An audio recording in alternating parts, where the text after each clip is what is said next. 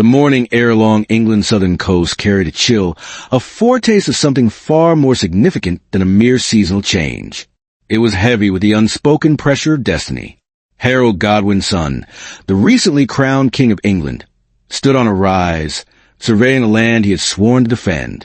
The ground beneath him was eerily silent, too quiet for a kingdom bracing itself for one of its greatest ordeals. His thoughts, by the autumn winds, were restless. Just weeks prior, he had triumphed over the formidable Harold Hardrada at Stamford Bridge, a battle so brutal it would surely become legend. The sweat, the blood, the sheer desperate courage, all still clung to him like a second skin. But there was no respite. News arrived like a dagger thrust. William, Duke of Normandy, had landed on the southern shores. Harold felt the weight of that name, William. He was not simply a duke, but cunning strategist, a leader forged in the fires of Norman politics and fueled by boundless ambition. Rumors swirled that he had brought with him not only heavily armored knights, but also the blessing of the Pope himself, a banner consecrated by Rome. This holy justification was a potent weapon, capable of swaying the hearts of men. Harold's commanders gathered around him, their armor still bearing the marks of the recent battle. Some whispered that the army needed rest before marching south, while others insisted there was no time to lose. William was already fortifying his position, and Norman control was spreading through the villages. The king listened in silence, the breeze playing with his cloak. Despite the bone-deep exhaustion, Harold knew he could not afford to be idle. Every moment of delay strengthened William's foothold. Moreover, waiting would only allow fear to fester in the hearts of his English soldiers. Action, swift, decisive action, was in his nature. He gave the order to march. The journey south was arduous, heavy both in distance and with a palpable tension.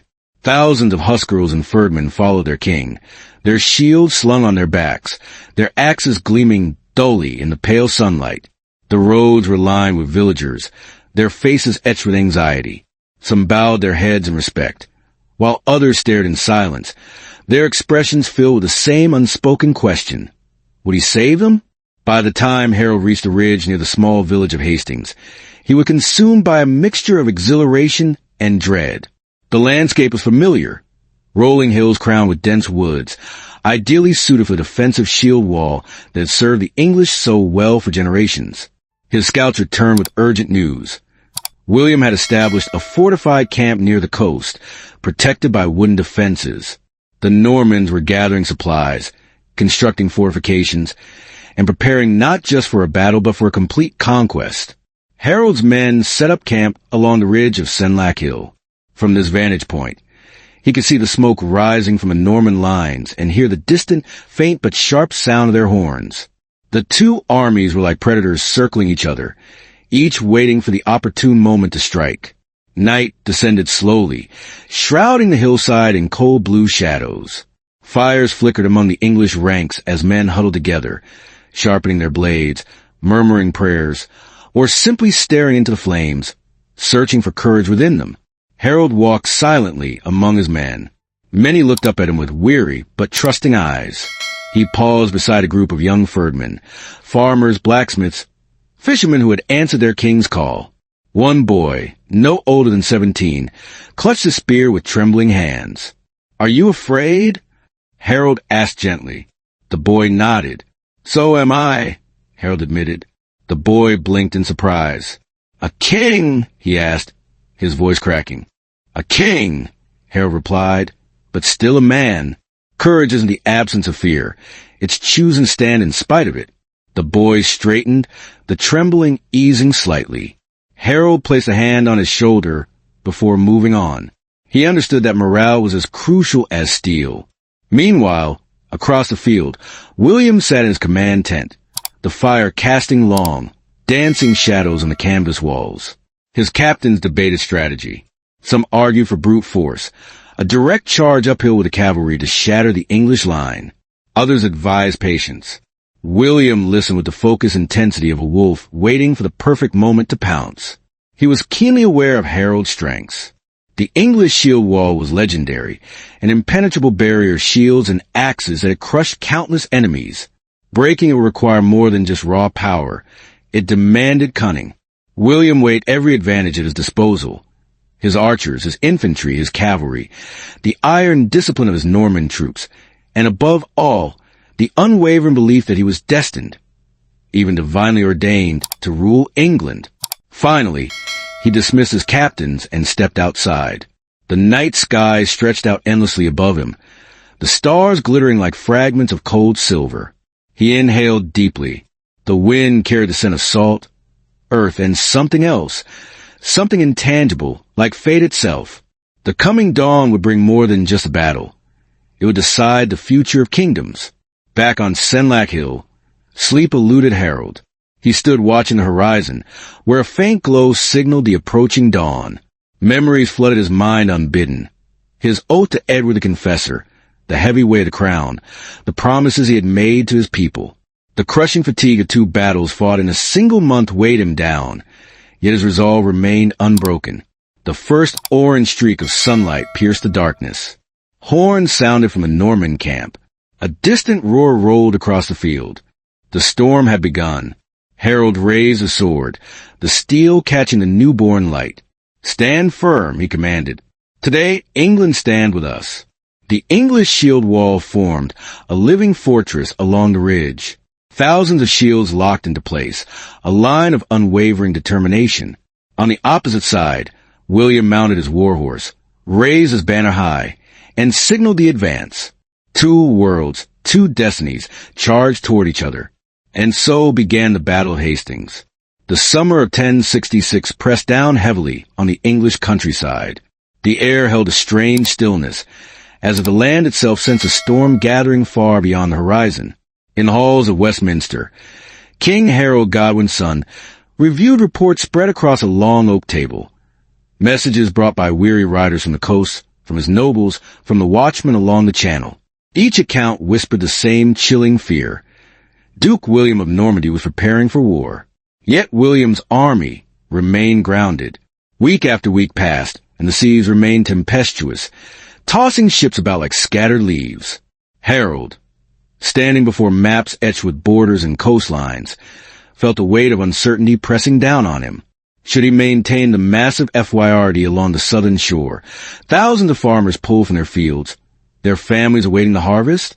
Or should he dismiss them temporarily, risking having no army ready when William's ships finally crossed? Harold made his decision.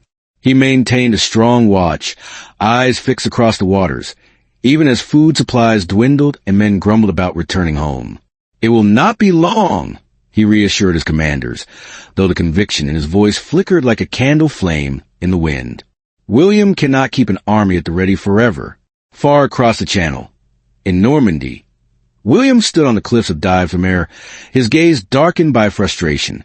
His fleet, more than 700 ships, lay at anchor, but the weather was against him.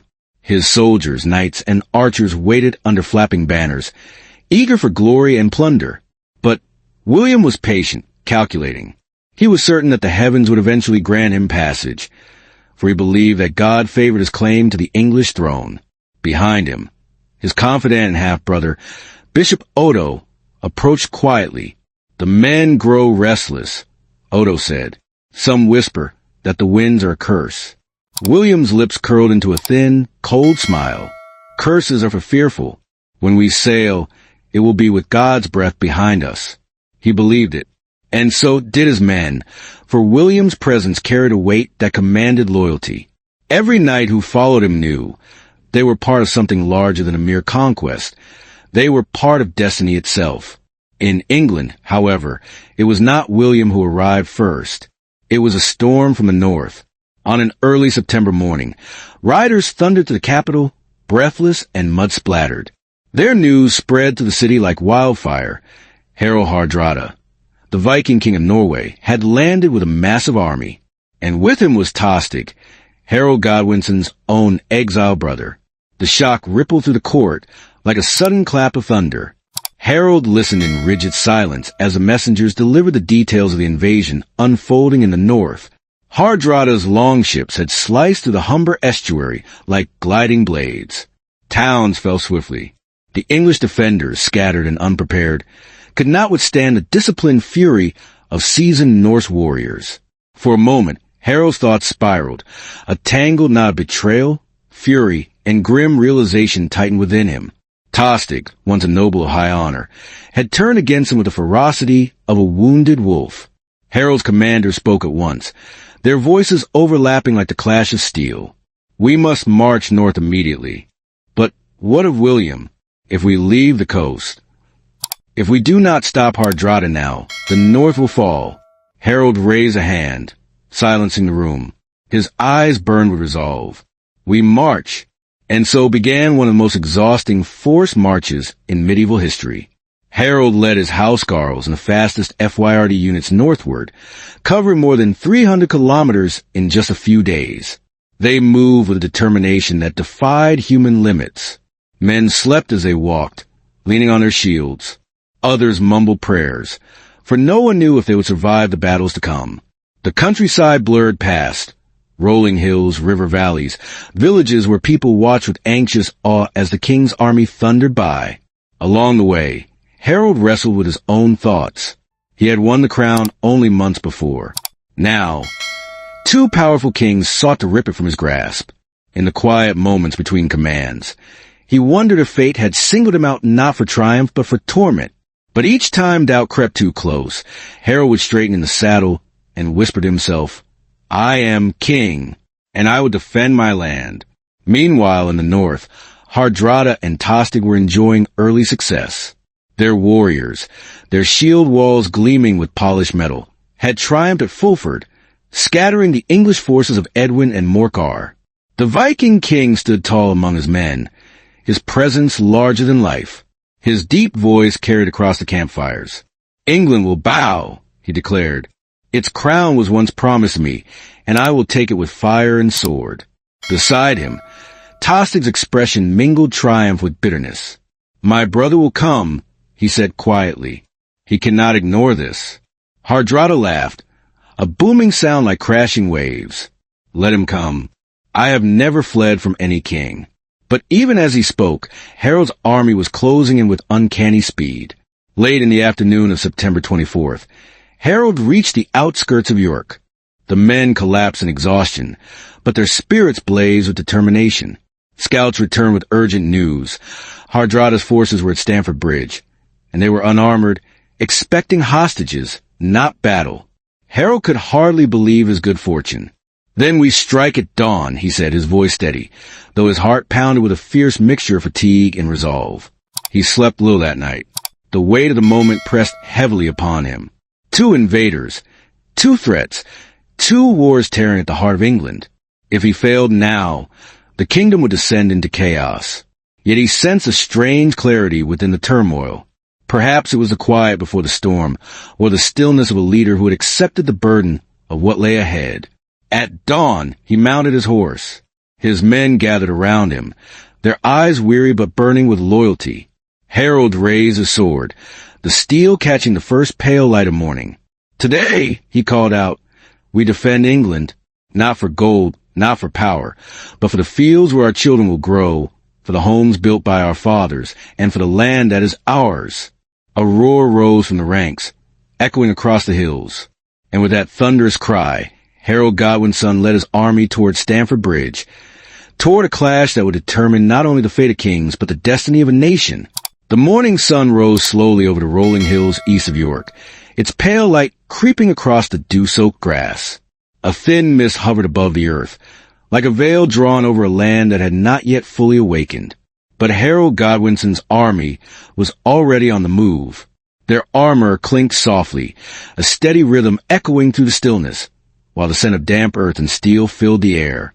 Harold rode at the front, his eyes sharp and focused. Though exhausted from the brutal forced march, he felt a quiet fire burning within him, a resolve forged from desperation and duty.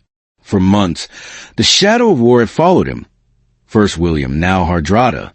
He wondered how many kings could face two invasions in a single year and still stand firm. As the army approached the ridge overlooking Stamford Bridge, Harold raised his hand, signaling them to halt. Before them spread a peaceful valley, with the river Derwent snaking through it like a ribbon of silver, and across the bridge, Hardrada's men lounged in the morning calm, their armor stacked neatly in piles, their shields leaning against trees, as if they were enjoying a day of rest. A rare smile touched Harold's lips. Fortune, he murmured, finally remembers England. His commanders gathered around him. We must strike now, my lord, said Leofwine, one of his brothers. Before they realize what is happening, Harold nodded, but something held him back. Not recklessness, not haste. Instead, he took a deep breath, allowing the weight of the moment to settle upon him. Then he spoke. Send a rider. Let Hardrada hear my offer. A murmur of surprise rippled through the officers, but Harold's eyes remained firm. No blood shall be spilled until I give the word. And so a lone rider, bearing Harold's banner, crossed the bridge. The Vikings, stunned, watched him approach. Hardrada himself stepped forward, towering over his men, his beard catching the sunlight like strands of woven gold. The rider called out in a loud voice, King Harold offers peace. Tostig Godwin's son, your brother, may reclaim his lands if he kneels and swears loyalty once more. As for Hardrada, he may return to Norway unharmed. A hush fell over the Viking camp. Then Hardrada's laughter burst forth like thunder. Peace? From a man who stole the crown? Tostig stepped forward, his eyes narrowed. And what of me, he demanded, if I refuse my brother's mercy? The rider's reply was cold, precise. Then you shall have 6 feet of English soil, or perhaps more, since you stand so tall. Even some of the Vikings chuckled at the dry wit. Tostig's face darkened. And this is Harold's final word? The rider nodded. Yes, choose wisely, Tostig. Blood does not wash easily from the earth. Tostig looked toward the hills, where Harold's banners fluttered in the breeze. For a fleeting moment, something flickered in his gaze. Regret, perhaps, or longing for the life he had lost. But bitterness quickly extinguished it. I choose Hardrada, he said. The rider bowed his head. Then England chooses war. Harold's army surged down the slope, shields locked, spears gleaming. Their battle cry rolled through the valley, shaking the air. Hardrada's camp erupted into chaos. Arm yourselves, officers shouted. To the river. Hold the bridge. But the Vikings were caught completely off guard. Some scrambled for their mail coats. Others reached for shields that were just beyond their grasp. Hardrada, realizing the gravity of the situation, seized his massive sword and roared commands with a voice that could shake mountains. Yet even in their disarray, the Norse warriors fought with fierce determination. They formed a shield wall on the far side of the bridge, anchoring themselves like a single living beast. And at the center of the defense stood a lone berserker, bare-chested, enormous, wielding a great axe with terrifying speed. He single-handedly held the narrow bridge. Harold watched from a distance, astonished. That man, he whispered, is worth 100. The berserker swung his axe in wide, brutal arcs. English soldiers who dared to step onto the bridge were cut down instantly. Some tried to spear him from below the railings, but he smashed their weapons aside with ease. His roars echoed across the river like the cry of an ancient god. Time dragged on agonizingly. Harold's men grew increasingly frustrated. At last, one soldier slipped beneath the bridge, crawling quietly along the wooden beams. He emerged behind the berserker and thrust his spear upwards. The giant fell, with the barrier broken. English forces stormed across the bridge. Hardrada's men retreated to higher ground, finally forming a proper shield wall, large, circular, overlapping shields like the scales of an iron serpent. Harold's troops advanced. The clash was thunderous. Spears rained down. Shields splintered. Men shouted in every tongue of the north. The valley shook with the fury of the battle. Harold felt himself drawn inward, into the calm eye of the storm, where instinct and muscle memory guided his hand. He swung his blade again and again, the weight of the kingdom behind each strike. Hardrada fought at the front, taller and more fearsome than any warrior around him. His voice boomed commands even as arrows sliced through the air around him. He seemed unstoppable, until one arrow found a vulnerable spot in his throat. Hardrada staggered. His sword slipped from his grasp, and the great Viking king collapsed like a mountain finally crumbling. A murmur rippled through the Norse ranks. Their thunder god had fallen. Tostig took command immediately, refusing to surrender. "Hold the line," he cried. "Fight for your king." But the wall wavered. The English pressed harder. The sun climbed higher, making the air hot and suffocating. When Viking reinforcements, those who had remained to guard the ships, finally arrived, they were exhausted, unarmored, and too late. One by one, the Norse formation shattered. Tostig fell among his men, cut down without glory, without forgiveness. By late afternoon, the battlefield was quiet except for the groans of the dying and the distant murmur of the river. Harold stood on a small rise, surveying the carnage. His victory was absolute, but it felt strangely hollow.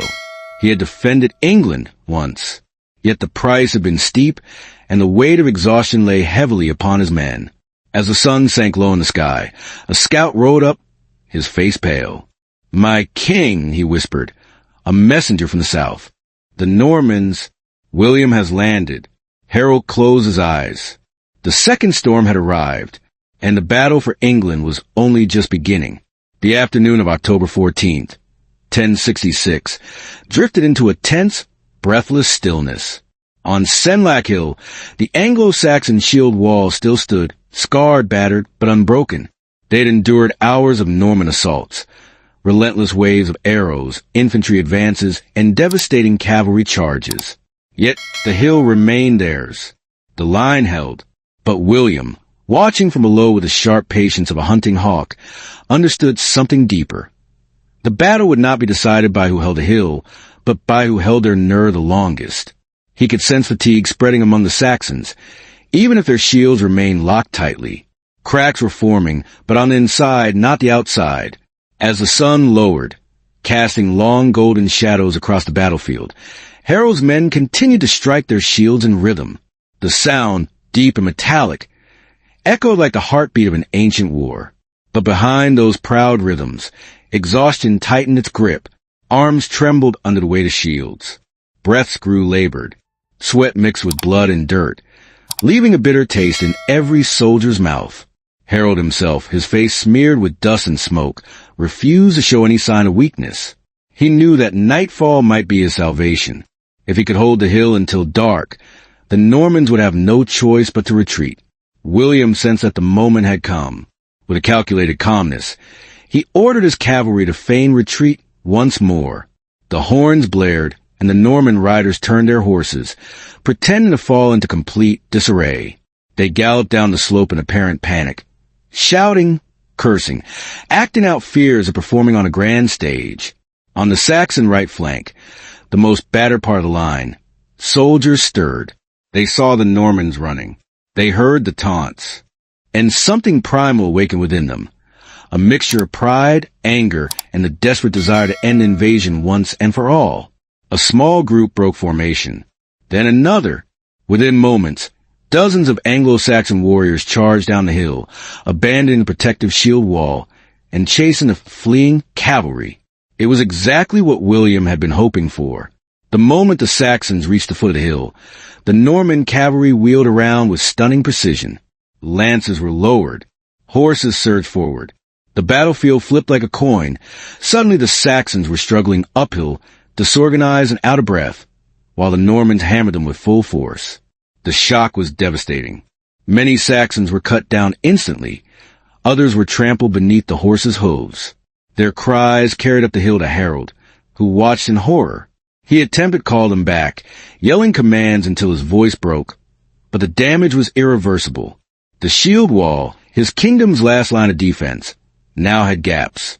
William repeated the maneuver, this time coordinating it with concentrated archery fire. Arrows arced high into the air, falling like a rain of steel. The Saxons raised their shields, but the effort only drained them further. Then the cavalry struck again, tearing more men away from the line. Still, Harold stood firm, holding his ground with the last reserves of strength and will. He knew that losing even a small portion of the shield wall risked complete collapse. Yet he also knew that he had little choice but to continue fighting. By late afternoon, something subtle but decisive changed on the battlefield. The Norman archers began adjusting their aim. Instead of shooting directly at the line, they lifted their bows higher, allowing the arrows to fall almost vertically. This indirect fire was far more difficult for the shield wall to block effectively. Arrows began to rain down more heavily. Most missed their mark. Many were deflected by the shields. But in a battle of such magnitude, sometimes a single arrow is enough to alter the course of history. And then, in a moment that would echo through the centuries, Harold touched his right eye. A single arrow, so the legend says, had struck him. He staggered. Those near him rushed to his side, trying to shield him from further harm. But the whisper horror spread instantly. The king is down. It was a cry that the Anglo-Saxons had dreaded above all. The shield wall, already weakened, wavered. William sensed that victory was within his grasp. He ordered a full assault, archers, infantry, and cavalry all at once. The Norman horns blared louder than ever.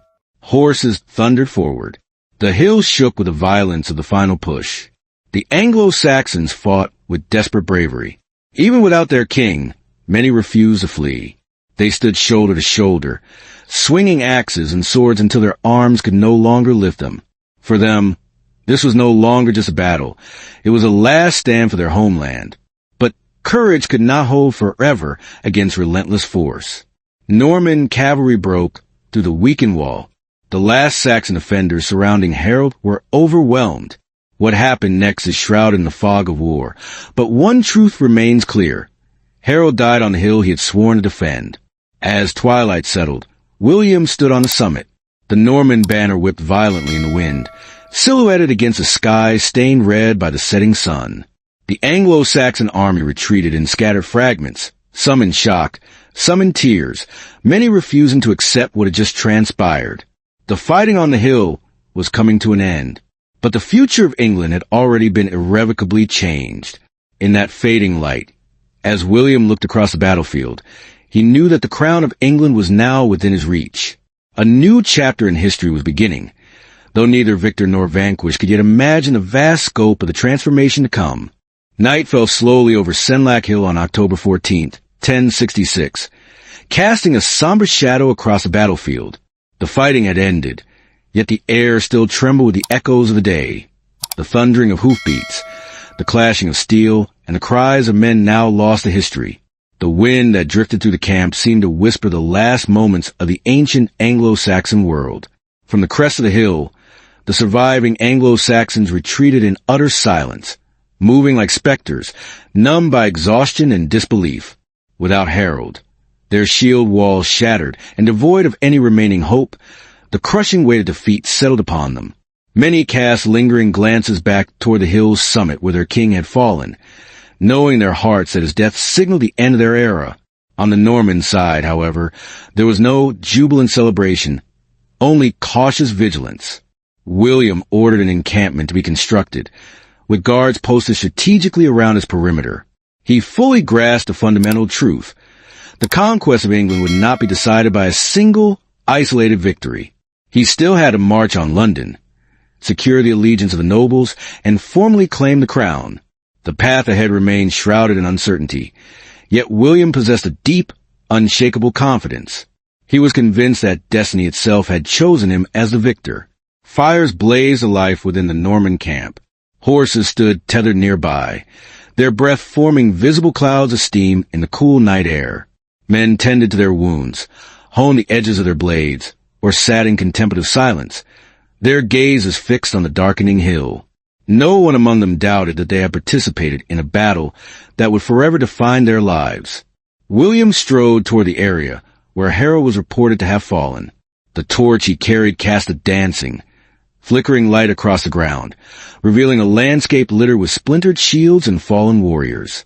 Though Harold's precise body could not be identified amongst the slain, William paused, not out of pity, but in recognition of the significance of the moment. Harold was gone.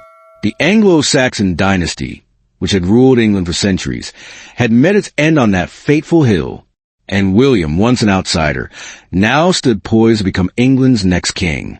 Deep within the woods near Senlac Hill, a small band of Saxon survivors huddled around a meager fire, keeping the flames low to avoid detection by Norman patrols. Their faces were stained with soot and dried blood, grim testaments to the day's brutal fighting. "What do we do now?" a young warrior asked, his voice barely a whisper. Will London even stand against them? An older man, weary but resolute, slowly shook his head. Whatever happens, this battle decides far more than just the fate of London. The old England has fallen, but England itself will endure. We will live through this time of change. His words hung in the night air, heavy and profound. The younger men stared into the flames, understanding for the first time that they had been witnesses to a pivotal turning point, not just of a war, but of an entire civilization. Meanwhile, inside his command tent, William sat studying a large map of England. The firelight flickered across the parchment as he traced the roads leading to London with his finger. He recalled the perilous sea crossing he had undertaken only weeks before, the unwavering determination that had sustained him to the political turmoil of Normandy, and the years he had dedicated to preparing for this very claim. Victory tasted sharp and sweet, but the weight of responsibility settled upon him even more acutely. He knew that ruling England would be an infinitely greater challenge than conquering it. The Anglo-Saxons possessed deep roots, strong laws, and a fiercely proud culture. William would have to make a critical choice, whether to eradicate it completely or to somehow merge it with his own. Either path would irrevocably shape the future of the kingdom for generations to come. He closed his eyes for a moment, the distant echoes of the day's battle still ringing in his ears. The thunderous charge of the cavalry, the shattering impact of the shield wall, the final, desperate cry as Harold fell. These sounds would not fade. They formed the opening notes of a new and momentous chapter in his life. The next morning, the sunlight revealed the hill in all its grim and desolate detail. Crows circled overhead, scavenging the remains of the fallen. Norman soldiers began the arduous task of clearing the battlefield, while the surviving Saxon warriors had already vanished into forests and villages before dawn broke. A Norman officer rode to the crest of the hill and surveyed the vast landscape before him. After a long moment of silence, he murmured, "People will speak of this battle for generations to come." Word reached William that the path to London lay open before him. Some English nobles were preparing to mount resistance, but most were deeply shaken by Harold's death and recognized that further fighting would only result in greater losses. Thus, the Norman army began its march eastward. Villagers watched from their doorways as the soldiers passed by, their eyes filled with fear and uncertainty. The death of Harold had sent tremors of anxiety through every settlement and great hall in England. Leaders debated amongst themselves. Should they resist a Norman advance? Or should they acknowledge the inevitable and submit? Most chose the latter. And so, when William finally approached London, the nobles opened the gates to him. And on Christmas Day, in the year 1066, he was crowned king at Westminster Abbey. The conquest was complete. But before all of that, before the coronation ceremony, before the rebuilding of a shattered land, before the gradual merging of two distinct cultures, there was this single night at Senlac Hill, a night of wind whispering mournfully through broken shields, a night when the old England breathed its last breath, and a new kingdom began its slow and uncertain ascent. History remembers October 14th, 1066, as a decisive line drawn across the tapestry of time. Those who fought on that day, Norman or Saxon, stood at the very crossroads of two vastly different worlds. And from the ashes that rose from that bloody hill, a new England would eventually emerge, forever changed.